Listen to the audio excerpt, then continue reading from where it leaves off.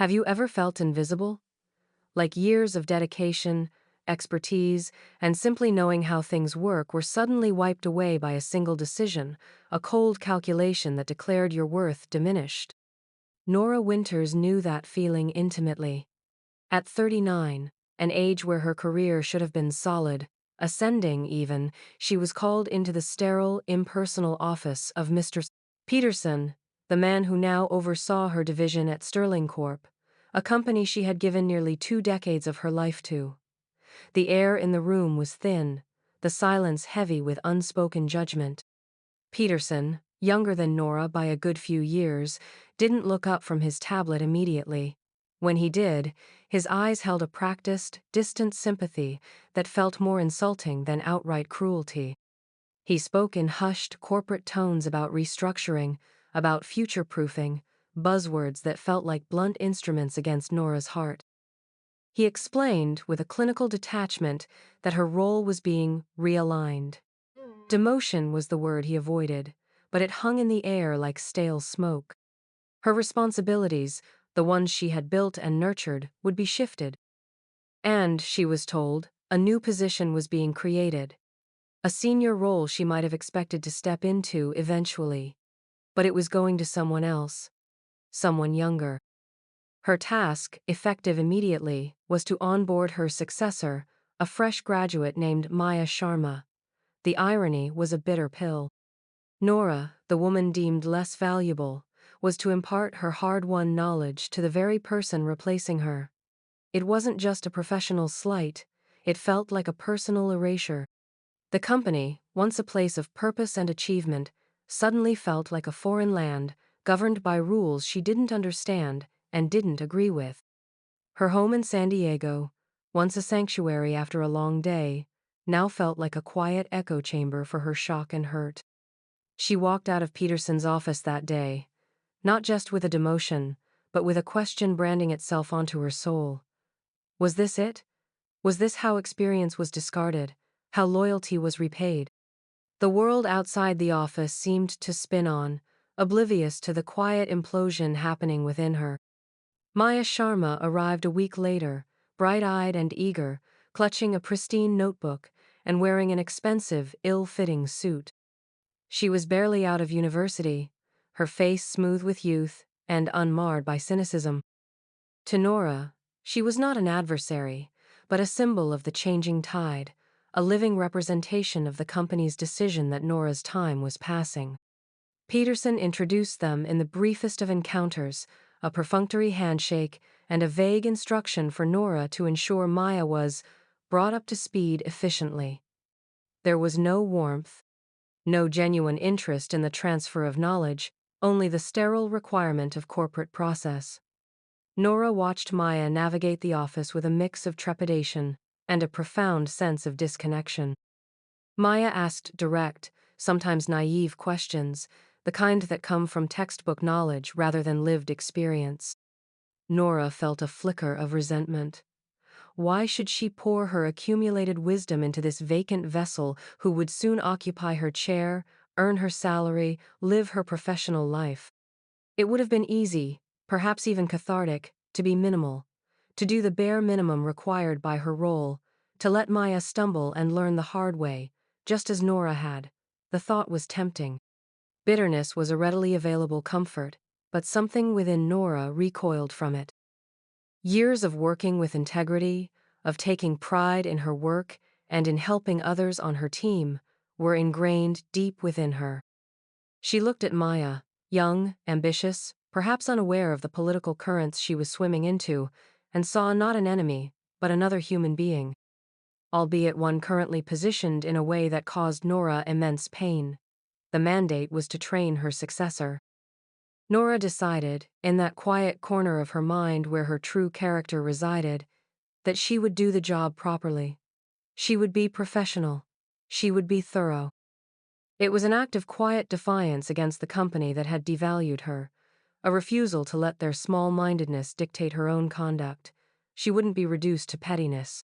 She would teach Maya everything, not for Sterling Corp., but for the principle of doing her job well, for the legacy of her own dedication, and perhaps, just perhaps, to show Maya what true expertise looked like, the kind that couldn't be captured in a job description or dismissed with a wave of a corporate hand.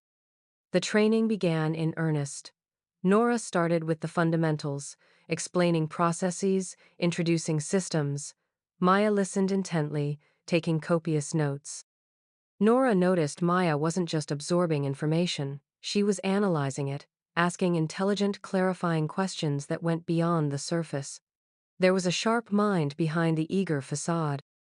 Nora found herself explaining nuances, sharing historical context for certain procedures, detailing the why behind the what, things Peterson hadn't cared about when handing down directives. She talked about client relationships, not as transactions, but as partnerships built on trust, a concept that seemed increasingly alien within Sterling's walls. As they worked together, Nora saw moments where Maya's lack of experience was evident, small errors or missed details that Nora's trained eye immediately caught. It would have been easy to point them out with a sigh, a silent, "This is why I should still be doing this." But Nora chose patience. She guided Maya, explaining the potential consequences of overlooking such details, turning mistakes into learning opportunities. She shared tricks of the trade, shortcuts developed over years, intuitive ways of navigating complex software. She was giving Maya her playbook, the very strategies that had made Nora invaluable. It felt strange, like handing over the keys to a kingdom she was being exiled from.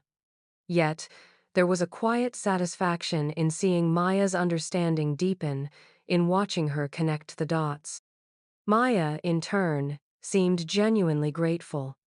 Her initial eagerness settled into a focused determination, and beneath that, a growing respect for Nora. She saw the depth of Nora's knowledge, the effortless way she navigated challenges, the sheer competence that hummed beneath Nora's quiet demeanor. Maya wasn't just learning a job, she was witnessing mastery. She began to see the gap between the title Sterling Corp had given Nora and the reality of Nora's capabilities. The corporate narrative of future-proofing started to feel less like progress and more like a deliberate overlooking of present, potent talent. The real depth of Nora's skill became apparent during a particularly challenging week. A major client project, one Nora had previously managed with ease, hit multiple snags under the new team's direction. Deadlines were missed, communication faltered, and the client was growing increasingly frustrated. Mr.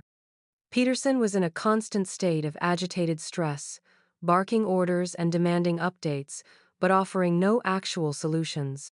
He understood metrics and projections, but he lacked the practical understanding of the work itself. Maya was assigned to assist on the troubled project, and she saw firsthand the chaos and the inexperience leading the charge. She also saw the casual way Nora was sidelined, consulted only when things were truly dire, and even then, her advice was often second-guessed or partially implemented. One afternoon, Maya was wrestling with a complex data analysis problem for the project, a hurdle that was delaying a critical report. She had spent hours, hitting a wall. Peterson was demanding the report, adding to the pressure. In a moment of desperation, she quietly approached Nora, who was working on unrelated, less critical tasks.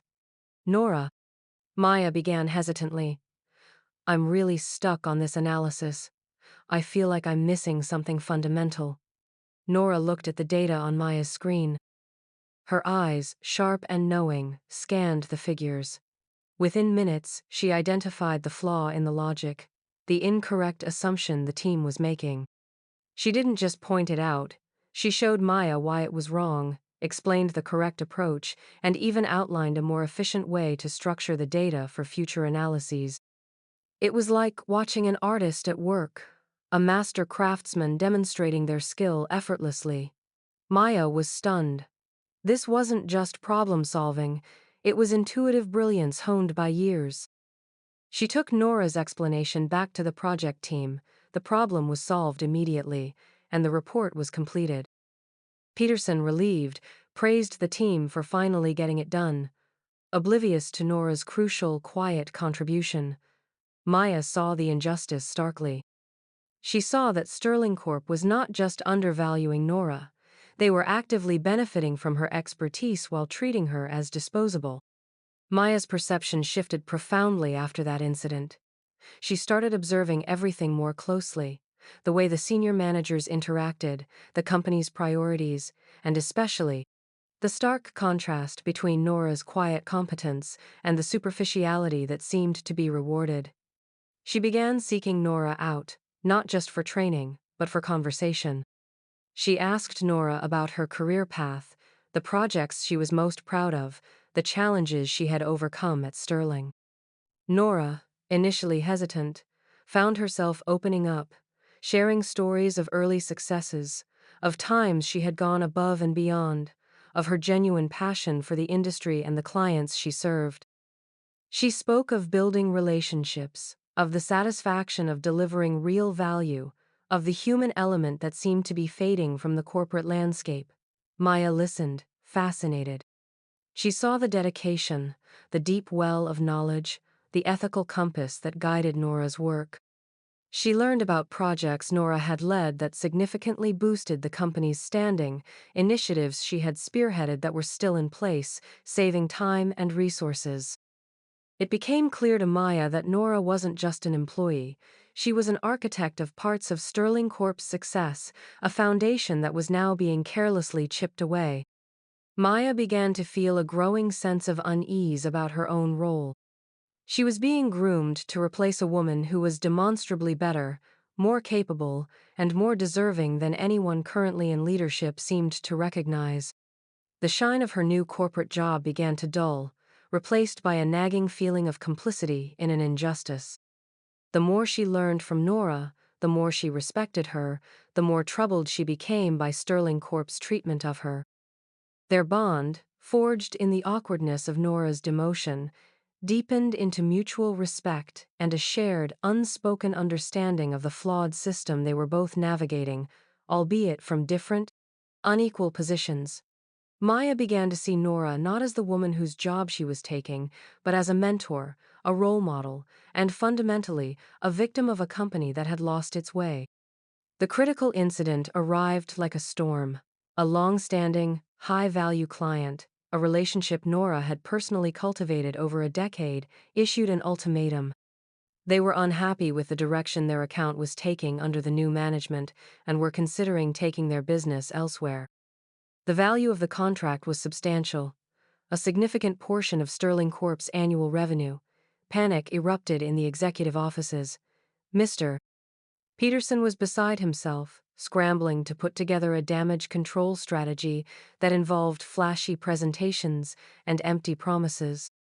He called a frantic meeting with the team, including Maya, but pointedly excluding Nora, who was technically no longer assigned to that account. Maya sat in the meeting, listening to the inadequate proposals and the clear lack of understanding of the client's actual needs and history. She knew, with absolute certainty, that Nora was the only person who truly understood this client, who had the rapport and the insight to salvage the situation. The dramatic irony was thick enough to cut with a knife. The solution to their most pressing problem was being deliberately kept out of the room.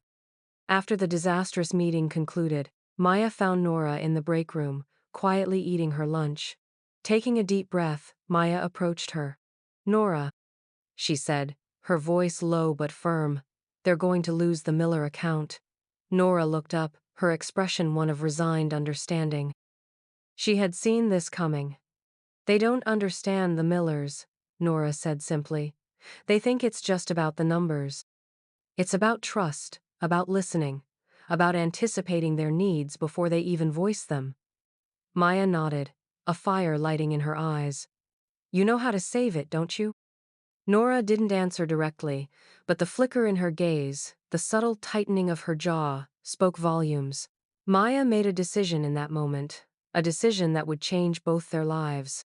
She saw the potential being wasted, the integrity being ignored, and the sheer foolishness of the company's actions. This wasn't just about Nora anymore. It was about recognizing genuine value and refusing to let it be discarded. The frustration and the realization culminated later that week. Maya watched as Peterson and his team continued to mishandle the Miller situation, driving the client closer to the brink. She saw Nora, constrained by her new, lesser role, unable to step in officially. The injustice burned. That evening, instead of going home, Maya went to a quiet cafe near Nora's apartment. She called Nora. "Can we talk? It's important, not about training." Nora, surprised, agreed. They met at the cafe. The hum of conversation and the clatter of cups provided a strange backdrop to the intensity of Maya's words. Maya didn't mince words. "Nora," she began, looking directly into Nora's eyes, "what Sterling is doing to you is wrong. They are blind to what you bring. They value youth and buzzwords over experience and genuine connection. I've seen it. I've learned more from you in a few weeks than I have in 4 years of university and countless hours at Sterling."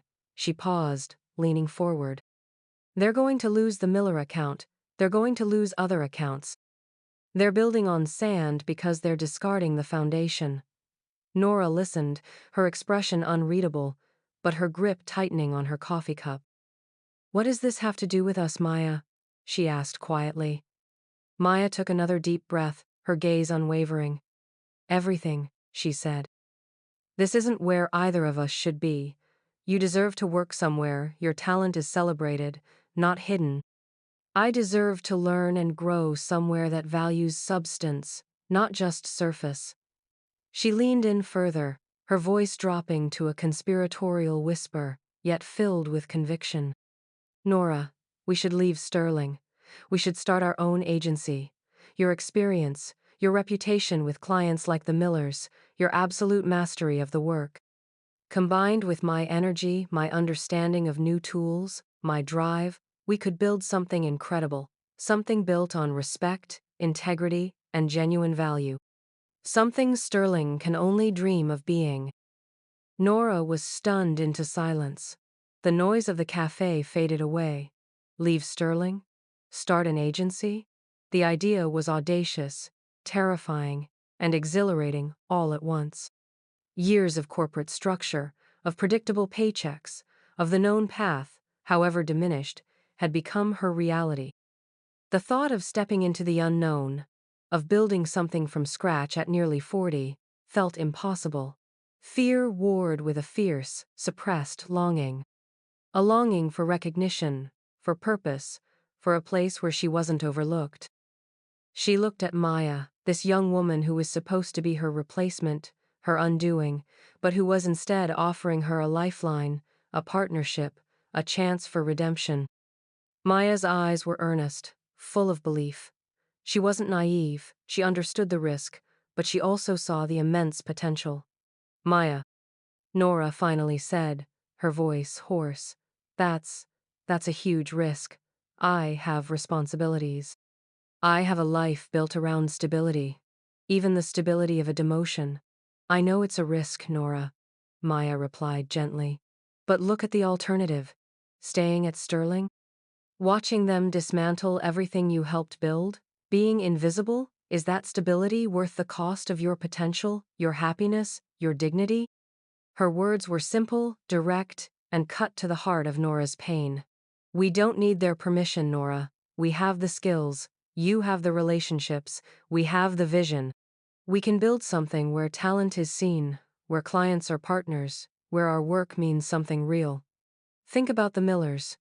You could save their account, but not for Sterling. For us. For an agency that actually deserves them." The idea began to take root, pushing past the layers of fear and doubt. Maya's faith in her was a powerful force, a mirror reflecting back the Nora she used to be, the Nora she could be again. The unknown was terrifying, but the known suddenly felt stifling, unbearable. The thought of reclaiming her expertise, of building something true with someone who saw her worth, was a powerful draw. The days that followed were a blur of quiet planning and internal debate for Nora.